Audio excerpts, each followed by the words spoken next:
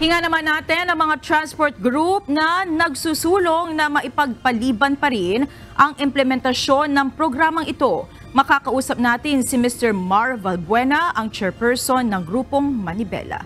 Magandang hapon po, Ginoong Valbuena. Magandang hapon po, Ma'am Monica. Magandang hapon po sa lahat po ng nanonood at nakikinig po ngayon. Opo. Ginoong Valbuena, ano po ang inyong reaksyon sa naging pahayag ng Pangulo na hindi niya suportado ang resolusyon ng Senado ukol sa suspension po ng PUV Modernization Program? Alam niyo po, mariin nating kinokondena yung pahayag ng ating Pangulo kanina. Ang masakit doon, ang masaklap doon ay hindi niya alam yung totoong datos na sinasabi niyang 80% na nag-consolidate. Application pa lamang po ito dahil po natakot yung ating mga kasamahan, yung ating mga kasamang drivers at operators. At yung sinasabi niyang minority, hindi na po ba niya pakikinggan ito? Masakit po sa atin na binabaliwala ang mga maliliit na per at operator ng ating Pangulo, Ma'am Monica. Kaya kami bukas may magsasagawa din kami ng press con upang kondinahin itong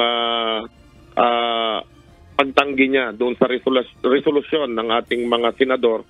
Buong Senado na po ang nagsasalita nang sinasabi hindi naman po pinatitigil yung PUBMP o hindi naman po ibinabasura yung PUBMP, kundi pag-aralan po muna habang pinag-aaralan itong mga kakulangan at kapalpakan sa PUBMP. Marapat lamang po itong suspendihin pansamantala. Hindi naman po sinasabing ibasura.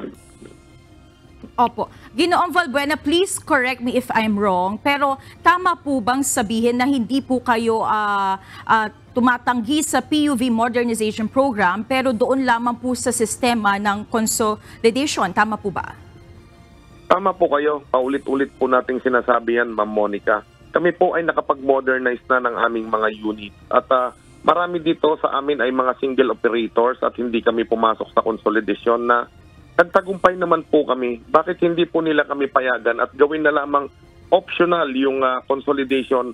Total, hindi naman po kayang ponduhan pa ng gobyerno natin na ma-phase out o palitan lahat itong mga jeepney na to na gusto nilang gawin na puro China bases na ang ipapalit po sa atin, Ma'am Monica.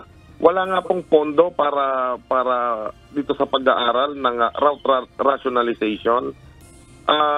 Minamadali nila kami na wag nang makabiyahe. Minamadali nila kaming tanggalan na ng hanap buhay. Minamadali na nila kaming patayin sa gutom ang aming mga pamilya at hindi na makapag-aral itong aming mga anak, Ma'am Monica.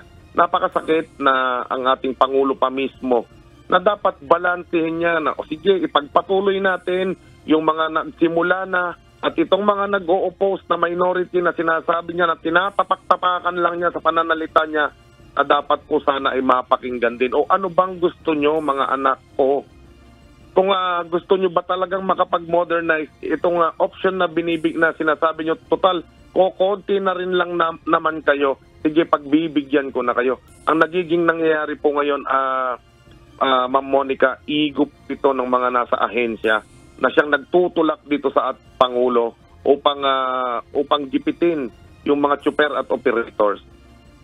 Opo. Nabanggit niyo, sir, na parang kaunti na lang kumpara doon sa mga sumunod at nag-consolidate yung umaapela sa Pangulo. Ballpark figure, sir, mga ilan po miyembro pa sa ngayon mula sa inyo ang hindi consolidated at maaapektuhan kung sakaling mapush nga po itong plano ng pamahalaan? Alam niyo po, nasa 300,000 ang public utility jeepneys. At ang sinasabi nila, 154,000 dito ang nakapag-consolidate na. Mali-mali po kasing datos ang ibinibigay sa ating Pangulo. At doon sa sulat po ng ating ahensya ng DOTR, sinasabi nilang halos nasa 50% pa lamang ang nako-consolidate. Mali po yung 83%. Hindi naman po nila maipakita yung papel, kundi bukang bibig lamang po nila yung 83%.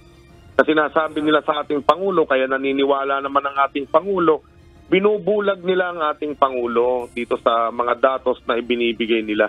Sinasabi ng ating Pangulo kanina, 7 beses nang na-postpone itong modernization program na to. Ibig sabihin lamang po sa 7 beses po na to talaga pong may problema. Bakit po ba tayo nagmamadali? Ano po ba ang hinahabol natin dito? Yung po bang maisaayos o yung lamang mapalitan yung ating mga jeepney na ang ipapalit ay mas karag-karag pa na basura na po sa China sa atin itatambak at ibebenta po sa atin ng napakamahal? Sa punto po ito, bukod doon sa press conference po na nabanggit nyo kanina, ano pa po yung mga susunod ninyong magiging hakbang kasunod ng pahayag ng Pangulo na ito? Mananawagan pa rin tayo sa ating Pangulo na magkakaroon tayo ng protesta upang ipanawagan sa ating Pangulo na yung suspension ng Senado, yung Senate Resolution 1096 ay maipatupad dito po sa mga hindi nag-consolidate, ay hindi pumasok sa kooperatiba para po makabiyahe pa po kami. Opo. At bago po kayo pakawalan, Mr. Valbuena, baka mayroon po kayong mensaheng gustong iparating sa inyong mga miyembro at pati na rin po sa mga nakikinig sa atin ngayon. Sa atin pong mga kasamahan, sa atin pong mga kamanibela, umaasa ako na tayo po ay magsasama-sama pa rin despite dito sa pahayag ng Pangulo na minamaliit talaga ang mga Pilipino. Kung minority ka, kung maliit ka, tatapak-tapakan na lang tayo ng ganon. Sana magkaisa pa rin po tayo sa ating mga mahal na mananakay. Lumalaban po kami hindi lamang para sa aming hanap buhay, kundi po para sa inyo rin na hindi po kayo mahirapan sa biyahe at hindi po kayo mamahalan ng pamasahe. Maraming salamat po.